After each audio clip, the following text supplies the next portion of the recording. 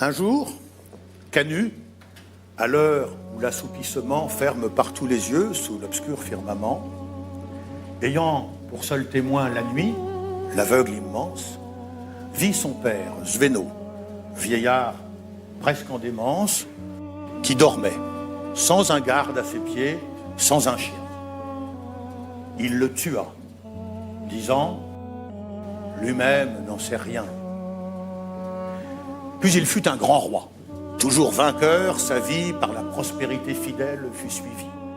Il fut plus triomphant que la gerbe des blés.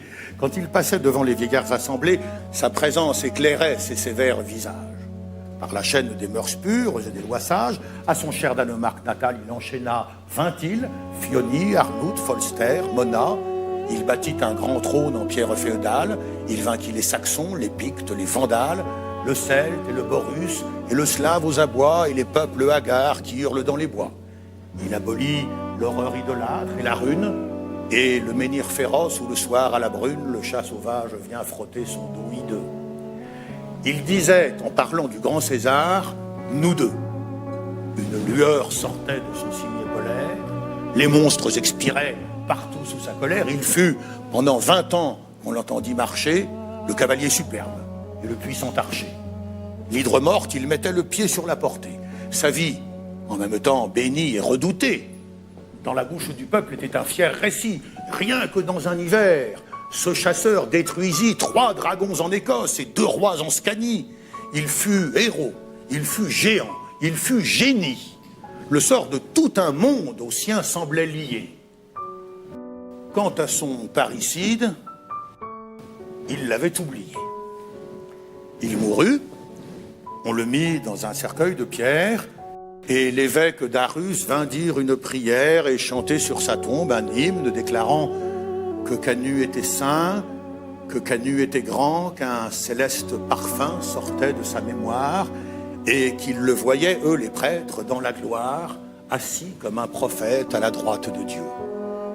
Le soir vint, l'orgue en deuil se tut dans le saint lieu, et les prêtres, quittant la haute cathédrale, laissèrent le roi mort dans la paix sépulcrale.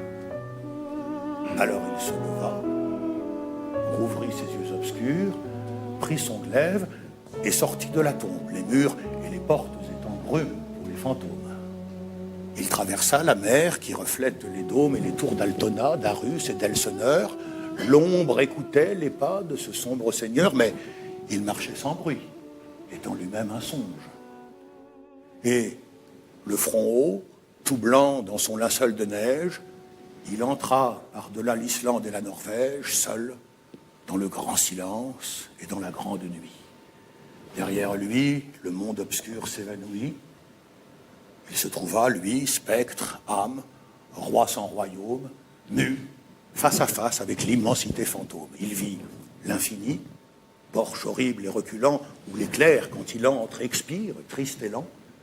L'ombre, hydre dont les nuits sont les pâles vertèbres, l'informe se mouvant dans le noir, les ténèbres. Là, pas d'astre.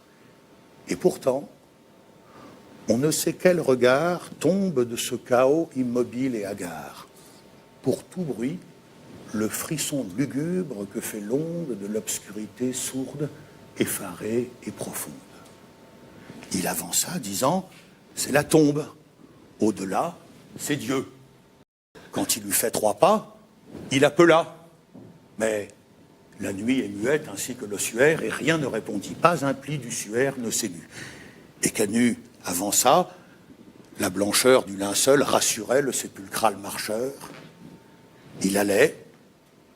Tout à coup, sur son livide voile, il vit poindre et grandir comme une noire étoile. L'étoile s'élargit lentement et Canut, la tâtant de sa main de spectre, reconnut qu'une goutte de sang était sur lui tombée. Sa tête, que la peur n'avait jamais courbée, se redressa. Terrible, il regarda la nuit et ne vit rien. L'espace était noir, pas un bruit. En avant, dit Canut, levant sa tête fière, une seconde tache auprès de la première tomba, puis s'élargit. Et le chef Cimbrien regarda l'ombre épaisse et vague et ne vit rien.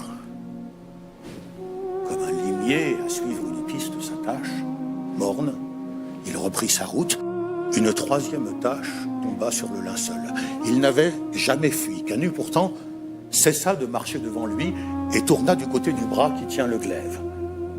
Une goutte de sang, comme à travers un rêve, tomba sur le suaire et lui rougit la main. Pour la seconde fois, il changea de chemin, comme en lisant on tourne un feuillet d'un registre, et se mit à marcher vers la gauche sinistre. Une goutte de sang tomba sur le linceul et Canut recula, frémissant d'être seul, et voulut regagner sa couche mortuaire. Une goutte de sang tomba sur le suaire. Alors il s'arrêta, livide. Et ce guerrier, blême, baissa la tête et tâcha de prier. Une goutte de sang tomba sur lui, farouche.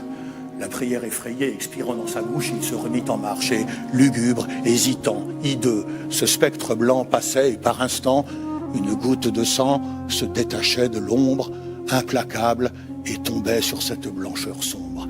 Il voyait, plus tremblant qu'au vent le peuplier, ses taches s'élargir et se multiplier, une autre, une autre, une autre, une autre, aux yeux funèbres. Leur passage rayait vaguement les ténèbres, ces gouttes dans les plis du linceul finissant par se mêler faisaient des nuages de sang.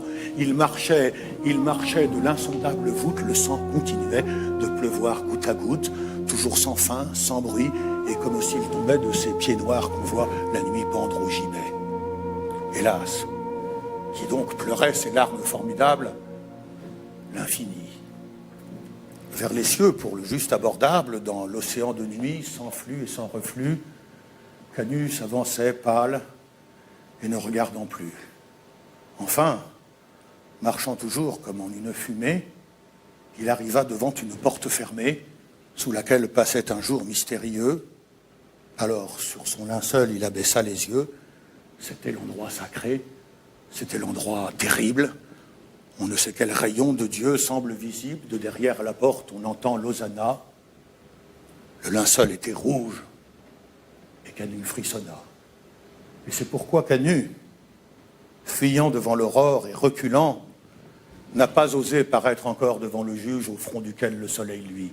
C'est pourquoi ce roi sombre est resté dans la nuit et, sans pouvoir rentrer dans sa blancheur première, sentant à chaque pas qu'il fait vers la lumière une goutte de sang sur sa tête pleuvoir, rôde éternellement sous l'énorme ciel noir.